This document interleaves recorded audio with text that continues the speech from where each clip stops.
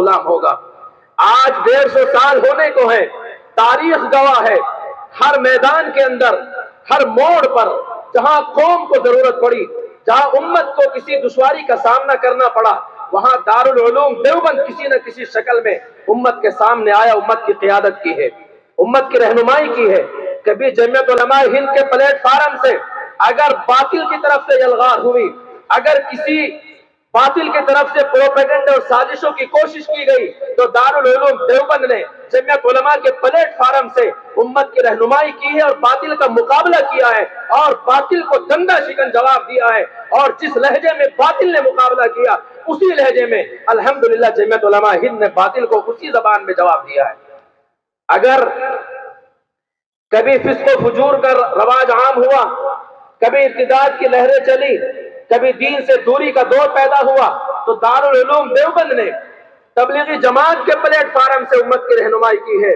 جہاں لوگوں کو کلمہ تک یاد نہیں تھا، تبلیغی جماعت کے ذریعے دارالعلوم دیوبند وہاں تک پہنچا، صحراؤں تک پہنچا، پہاڑوں تک پہنچا، اور الحمدللہ اکابرین دارالعلوم دیوبند نے امت کے ایمان کی حفاظت کی ہے۔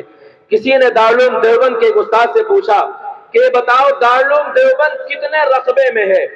انہوں نے جواب دیا مجھے نہیں پتا۔ تو انہوں نے پوچھا کیا آپ دیوبند میں نہیں رہتے؟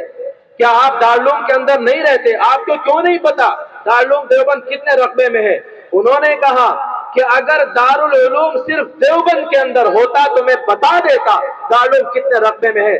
دارالعلوم دیوبند صرف دیوبند کے اندر نہیں ہے، وہ ساری دنیا میں پھیلا پڑا ہے، وہ جہاں بھی جاؤ گے وہاں دارالعلوم دیوبند تمہیں ملے گا۔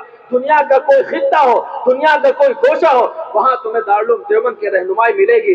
جو لوگ اکابرین ہیں تو ساری دنیا میں گھومتے ہیں، مولانا مفتی تقی عثمانی صاحب دامت برکاتہ میں، حضرت مولانا پیر ذوالفقار صاحب نقشبندی ہیں، وہ فرماتے ہیں کہ ہم دنیا کے جس ملک میں گئے ہیں، جس خطے میں گئے ہیں، وہاں ہمیں کسی نہ کسی شکل میں دارالعلوم دیوبند کا فیض ملا ہے۔